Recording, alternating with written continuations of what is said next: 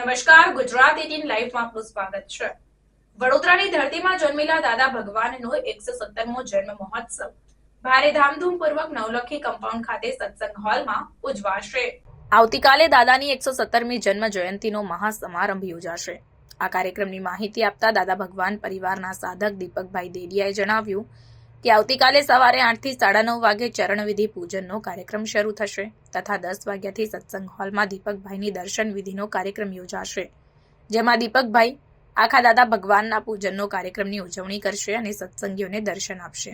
દરમિયાનમાં દાદા ભગવાનના જન્મ મહોત્સવના કાર્યક્રમમાં કમાલુદ્દીન બાબા જેઓ દાંડિયા બજાર ખાતે ખાનકાહે રિફાઈનું ખૂબ સરળ અને સફળ આયોજન કરતા હોય છે, તેઓ દાદા ભગવાનના આ મહોત્સવમાં જુદા જુદા થીમ સાથે પાર્કની મુલાકાત લીધી અને ભાવ વિભોર થઈ ગયા હતા। આજની પેઢીના બાળકોને કેવી રીતે સંસ્કારી બનાવી શકાય તે માટેના જુદા જુદા થીમ ખરેખર બાળકોને સંસ્કારી કરવામાં ખૂબ જ ઉપયોગી છે, તેમ તેમણે ભારપૂર્વક જણાવ્યું હતું।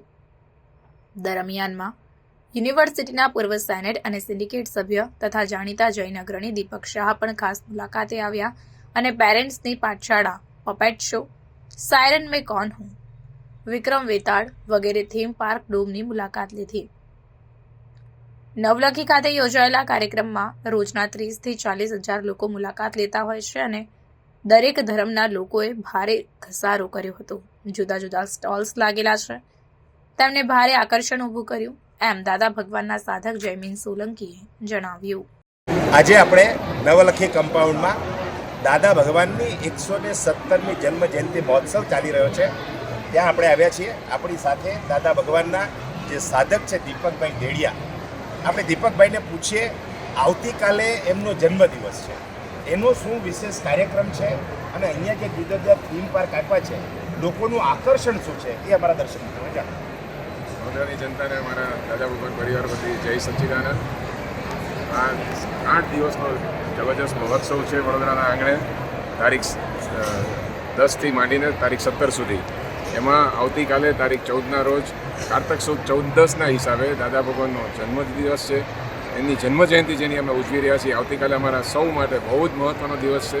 કાલે આખા દિવસ દરમિયાન અમે સવારે પૂજન, અર્ચન, આરતી બધું કરીશું, દાદા ભગવાનને ખૂબ પ્રાર્થના કરીશું, જગત કલ્યાણ માટે અમે ખૂબ વિનંતી કરીશું, પ્રાર્થના કરીશું। પછી આખા દિવસ દરમિયાન અમારે પૂજ્યશ્રીના દર્શન કરવાના હોય છે અને એમના વિતરાગતાના અમે બધા દર્શન કરીશું અને પૂરો દિવસ દર્શન અને શક્તિ માગવાનો દિવસ છે। કાલે દાદા ભગવાન કહેતા કે એમનો જન્મદિવસ, બેસતું વરસ અને ગુરુ પૂર્ણિમા, આ 3 દિવસે એવો પૂર્ણ સ્વરૂપમાં રહેતા હોય છે, એટલે એ આવતીકાલે એમનું પૂર્ણ સ્વરૂપના દર્શન અમને કરવા માટે અમે આખા વર્લ્ડમાંથી અમે 30,000 જેટલા બધા ફોલોઅર્સ બધા ભેગા થયા છીએ। એટલે કાલે આખો દિવસ એમના દર્શનનો કાર્યક્રમ રહેશે। બધા પોતપોતાની રીતે ખૂટતી શક્તિઓ માગશે અને મોક્ષ માર્ગમાં વહેલામાં વહેલી તરફ નિરંતરપણે પૂરો થાય એ સૌ જીવો પોતપોતાની રીતે પ્રાર્થના કરશે। આપનું નામ? મારું નામ દીપક, હું અહીંયા સેવાર્થી છું। 117 साल हो, ये 117वां साल लिखा जाता है, इसीलिए पूरे भारतवर्ष से, नेपाल से, अलग अलग देशों से भी लोग, कितना टोटल 50 लाख लोग विजिट करते हैं। 5 दिवस 7 दिवस 7-8 लोग 7-8 लाख लोग ये यहाँ पे विजिट किए हुए हैं और टोटल 8 डोम बनाए हैं, टोटल 8, जिसमें अलग अलग डोम में अलग अलग नीतियाँ रखी हैं। जैसे एक डोम में बताया है कि बच्चों को माँ बाप का कहाँ मानना चाहिए, क्यों मानना चाहिए। इस जगत में अगर कोई निस्वार्थ व्यक्ति है तो उनकी भक्ति करनी चाहिए, क्यों करनी चाहिए वो उसको बताया।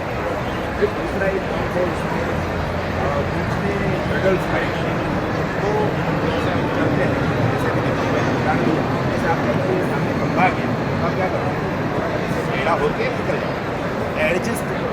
जिंदगी में अगर एडजस्ट करोगे तो ही आगे बढ़ो, उसके साथ टकराव की बात करोगे तो जी हाँ, तो रास्ता बना के लेकर, हाँ शायद रास्ता बना के ये समझता है, ये समझता है, उसके साथ योजना भी ये फिर अलग अलग डॉम, दूसरा एक डॉम है उसमें आदमी राग करता है, क्रोध करता है। सबसे ज़्यादा समस्या किसमें है, आदमी क्रोध में आवेश में आ जाता है मार देता है और फिर पूरी जिंदगी जेल में पूरा जीवन नष्ट हो। क्रोध जो है उसको कैसे कंट्रोल करें, ऐसी सारी अलग अलग बातें अलग जगह इसमें बताई। ये सब देखते हैं आप, इसके हिसाब से आप कोई जैसे आपका